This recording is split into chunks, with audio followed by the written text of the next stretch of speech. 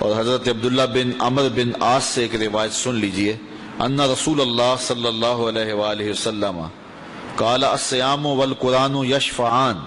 للعبد، روزہ بھی اور قرآن بھی بندے کے لیے شفاعت کریں گے۔ قیامت کا دن ہوگا تو یہ سفارشی بن جائیں گے، باقاعدہ شکل دی جائے گی، صورت دی جائے گی، اور یہ سفارش کریں گے۔ یقول الصیام، اے رب،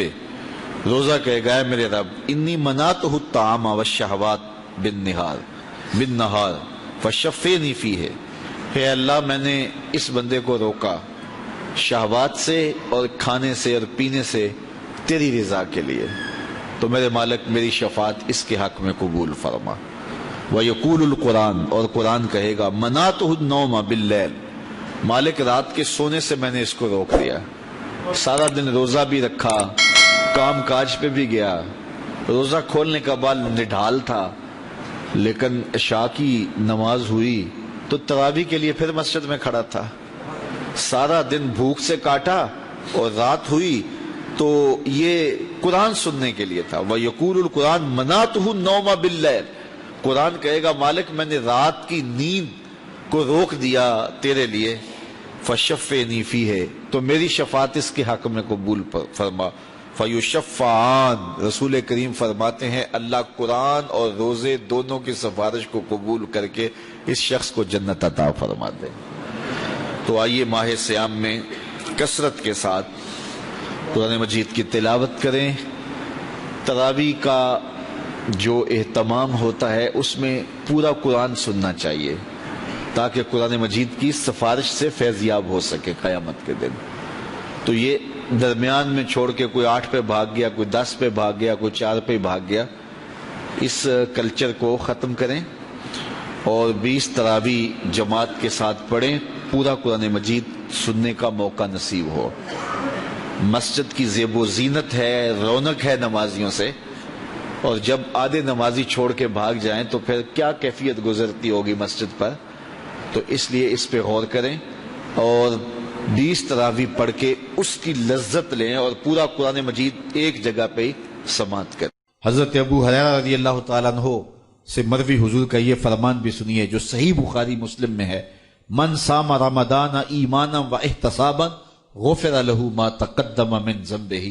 جو محاسبہ نفس کے ساتھ اور ایمان کے ساتھ روزے رکھتا ہے اللہ تعالیٰ اس کے پچھلے سارے گناہ معاف فرما دیتا، اس کے دامن پہ گناہ کا ایک دھبا بھی باقی نہیں رہتا۔ یہ کرم نوازیاں ہیں۔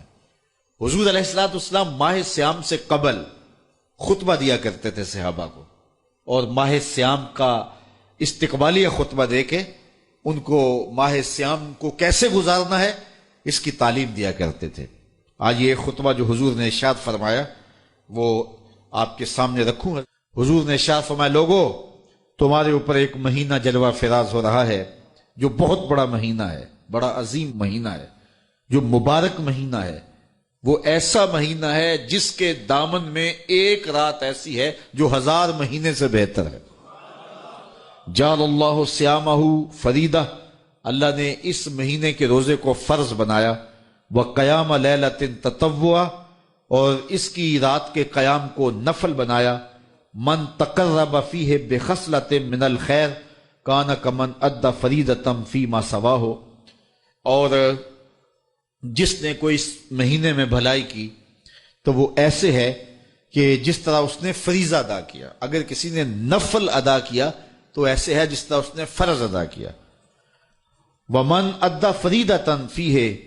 کان کمن ادى 70 فریدۃ فیما سواہ، اور جس نے اس مہینے میں ایک فرض ادا کیا اللہ تعالیٰ اس کو 70 فرضوں کا ثواب عطا کرے، وہ ایسا ہے جس طرح اس نے 70 فرائض ادا کیے۔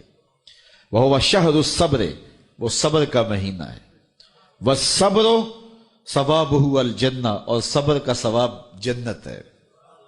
وشہر المواسات، ایک دوسرے سے پیار کرنے کا، ہمدردی کرنے کا مہینہ ہے، دکھ بانٹنے کا مہینہ ہے، لوگوں سے محبت کرنے کا مہینہ ہے۔ وشہر یزاد فیہ رزق المومن، یہ وہ بابرکت مہینہ ہے جس میں مومن کا رزق بڑھا دیا جاتا ہے۔ من فطر فیہ صائمہ، جس نے اس مہینے کے اندر افطار کروایا کسی شخص کو، روزہ دار کو، کان لہو مغفرۃ لذنوبہ، اللہ تعالیٰ اس کے گناہ معاف فرما دے گا۔ اور اس کو جہنم کی آگ سے آزاد کر دے گا۔ وَكَانَ لَهُ مِثْلُ أَجْرِهِ، اور روزہ رکھنے والے کو جتنا اجر ملا روزہ افطار کروانے والے کو بھی اتنا ہی اجر دیا جائے گا۔ مِنْ غَيْرِ أَنْ يَنْتَقِصَ مِنْ أَجْرِهِ شَيْئًا، روزہ رکھنے والے کے اجر میں کسی کمی کے بغیر، اس کے اجر میں بھی کوئی کمی نہیں ہوگی، اور روزہ افطار کرانے والوں کو بھی پورا پورا اجر دے دیا جائے گا۔ قُلْنَا یا رسول اللہ صلی اللہ علیہ وسلم، صحابہ فرماتے ہیں ہم نے عرض کی اے اللہ کے پیارے حبیب، لیسا کلنا ناجد ما نفطر بہ الصائم، ہم میں سے سارے تو ایسے نہیں ہیں کہ جو روزہ دار کو روزہ افطار کروا سکے، غریب لوگ بھی ہیں، مسکین لوگ بھی ہیں، تو سارے لوگ تو ایسے نہیں ہیں۔ تو حضور نے کیا ارشاد فرمایا، سنیے، فقال رسول اللہ صلی اللہ علیہ وسلم یؤت اللہ ھذا الثواب، اللہ تعالیٰ یہ روزہ افطار کروانے کا ثواب عطا کرتا ہے، من فطر صائمن، جو کسی کو افطار کروائے، علی مذقۃ لبن، دودھ کے ایک گھونٹ سے، او تمرۃ، یا ایک کھجور سے، او شربۃ من ماء، یا پانی کے ایک گھونٹ سے۔ لازمی نہیں ہے کہ بہت سموسے پکوڑے بہت کچھ پڑے ہوئے ہوں اور بڑی فرنیاں شرنیاں ہوں، نہیں، اگر صرف ایک گھونٹ پانی کا پلا دیا، ایک لسی کا گھونٹ پلا دیا، ایک کھجور کھلا دی، تو حضور نے ارشاد فرمایا اللہ اس کو بھی پورا روزہ افطار کرنے کا ثواب عطا فرمائے۔ اور آگے فرمایا واشبہ صائمن، اور جس نے شراب ہو کے کھلایا، اس کو صحیح پوری فل افطاری کروائی، تو اس کا اجر کیا، سقاہ اللہ من حوضی شربتا لا یظمأ حتی یدخل الجنہ، حضور فرمایا اللہ اس کو حوض کوثر سے جام پلائے گا یہاں تک کہ وہ جنت میں داخل ہو جائے گا، اور جنت میں داخل ہونے تک 50,000 سال کا دن ہوگا، اس کو دوبارہ پیاس بھی نہیں لگے گی۔ جب جام کوثر مل گیا، جس نے ایک گھونٹ بھی پی لیا، اس کو پھر پورا حشر کا دن پیاس نہیں لگے گی۔ وَهُوَ شَهْرٌ أَوَّلُهُ رَحْمَةٌ، فرمایا یہ وہ مہینہ ہے جس کا پہلا عشرہ رحمت ہے، وَأَوْسَطُهُ مَغْفِرَةٌ، اور جس کا درمیان والا حصہ مغفرت ہے، وَآخِرُهُ عِتْقٌ مِّنَ النَّارِ، اور آخری عشرہ جہنم سے آزادی کا پروانہ ہے۔ اور آگے ارشاد فرمایا وَمَنْ خَفَّفَ عَنْ مَمْلُوكِهِ فِيهِ، جس نے اپنے مزدور کو، اپنے غلام کو، اپنے ملازم کو، اپنے ماتحت کو نرمی کی، اس سے تھوڑا کام لیا، غفر اللہ لہ وآتقہ من النار، اللہ اس کے گناہ بھی بخش دے گا اور اس کو جہنم کی آگ سے آزادی بھی عطا فرمائے۔ تو یہ وہ بابرکت مہینہ ہے جو اللہ کی رحمتوں اور کرم نوازیوں کا نور ہے۔ حضور علیہ الصلوۃ والسلام نے ارشاد فرمایا لکل شیء زکوٰۃ وزکوٰۃ الجسد الصوم، ہر شے کی زکوٰۃ ہوتی ہے، جسم کی زکوٰۃ روزہ ہے۔ تو روزہ جسم کی زکوٰۃ ہے، باطن کا تزکیہ ہے، من کا چراغاں ہے،